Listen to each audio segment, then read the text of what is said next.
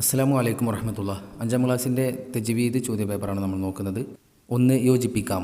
ഇടത് ഭാഗത്ത് സജദയുടെ ആയത്തുകൾ അക്ഷരങ്ങൾ ഉച്ചരിക്കേണ്ടത് എപ്പോഴും സുക്കൂനായിരിക്കും. നിസ്കാരത്തിൽ ചെയ്താൽ നിസ്കാരം ബാത്തിലാകും. 4 സ്ഥലങ്ങളിലാണ്.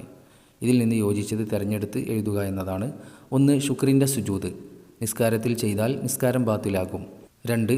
14 സ്ഥലങ്ങളിലാണ് സജദയുടെ ആയത്തുകൾ. 3. സക്ത ചെയ്യേണ്ടത് 4 സ്ഥലങ്ങളിലാണ്. 4. സക്തയുടെ ഹാഇന് എപ്പോഴും സുക്കൂനായിരിക്കും. 5. സിഫത്തുകൾ പാലിച്ചുകൊണ്ടാണ് അക്ഷരങ്ങൾ ഉച്ചരിക്കേണ്ടത്. 2. പൂർത്തിയാക്കാം. 1. അൽ മാഹിറു ഫിൽ ഖുർആനി മഅസ് സഫറത്തി ഡാഷ് മഅസ് സഫറത്തിൽ കിറാമിൽ ബററ. 2. ഖുർആൻ പഠിക്കലും പാരായണം ചെയ്യലും മനഃപ്പാഠമാക്കലും വളരെ ശ്രേഷ്ഠതയുള്ളതാണ്. 3. 5ഉം 6ഉം 7ഉം സിഫത്തുകളുള്ള ഹർഫുകളുണ്ട്. 4. ഇതുബാഖ് നാവിൻ്റെ മധ്യഭാഗം അണ്ണാക്കുമായി ചേരൽ. 5. അർത്ഥം അറിയാത്തവർക്ക് വഖഫ് ചെയ്യാൻ ഖുർആനിൽ ചില അടയാളങ്ങൾ കൊടുത്തിട്ടുണ്ട്. 3. ഉത്തരം എഴുതാം. 1. ഇബ്ലീസിനെ അത്യധികം വേദനിപ്പിക്കുന്ന സുജൂദ് ഏതാണ്? സുജൂദു തിലാവ. 2. ഉച്ചാരണത്തിൽ ഹംസത്തുൽ വസ്ൽ വരുന്നത് എപ്പോഴാണ്? തുടക്കത്തിൽ. 3. ഹംസത്തുൽ ഖത്അ എന്നാൽ എന്താണ്? തുടങ്ങുമ്പോഴും ചേർത്തി ഓതുമ്പോഴും ഉണ്ടാവുന്ന ഹംസക്ക് ഹംസത്തുൽ ഖത്അ എന്ന് പറയുന്നു. 4. വറത്തിലിൽ ഖുർആന തർത്തീല എന്ന ആയത്തിന് അലി റളിയല്ലാഹു അൻഹു നൽകിയ അർത്ഥം എന്താണ്? അക്ഷരങ്ങളെ ഭംഗിയാക്കുകയും വഖഫുകളെ പഠിക്കുകയും ചെയ്യുക. 5. വഖഫ് എന്ന് പറയുന്നത് എന്തിനാണ്? ഖുർആൻ ഓതിക്കൊണ്ടിരിക്കുമ്പോൾ ശ്വാസം വിടാൻ വേണ്ടി കലിമത്തിൻ്റെ അവസാനത്തിൽ നിർത്തുന്നതിനാണ് വഖഫ് എന്ന് പറയുന്നത്. 4. താഴെ കൊടുക്കുന്ന വഖഫിൻ്റെ അടയാളങ്ങളുടെ വ്യാഖ്യാനങ്ങൾ എഴുതാം.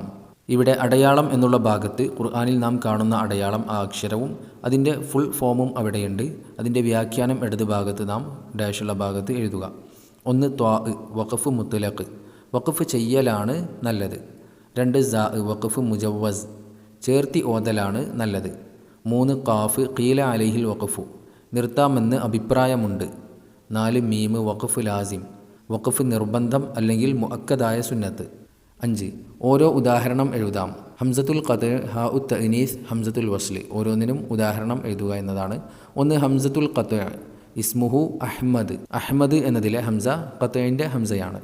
2. ഹാ ഉ തഅനീസ് അൽ ഖാരിഅതു മൽ ഖാരിഅ വ ഫാക്കിഹത്തിൻ കസീറ ഇതുപോലത്തെ ഏതെങ്കിലും എഴുതുക. 3. വഖ്ശൗനിൽ യൗമ ഈസ ഇബ്നു മറിയമ ഇതുപോലെ ഏതെങ്കിലും എഴുതുക. 6. ക്രമത്തിലാക്കാം. 1. വൽഹംദുലില്ലാഹി സുബ്ഹാനല്ലാഹി വല്ലാഹു അക്ബർ വലാ ഇലാഹ ഇല്ലല്ലാഹു ഇതിനെ ക്രമപരമായിട്ട് എഴുതുക. സുബ്ഹാനല്ലാഹി വൽഹംദുലില്ലാഹി വലാ ഇലാഹ ഇല്ലല്ലാഹു വല്ലാഹു അക്ബർ. ഇത്രയും ചോദ്യങ്ങളാണ് 5ാം ക്ലാസ്സിലെ തജ്വീദിൽ വന്നത്. എല്ലാവർക്കും നല്ല വിജയം കരസ്ഥമാവട്ടെ. അസ്സലാമു അലൈക്കും വറഹ്മത്തുള്ളാഹി.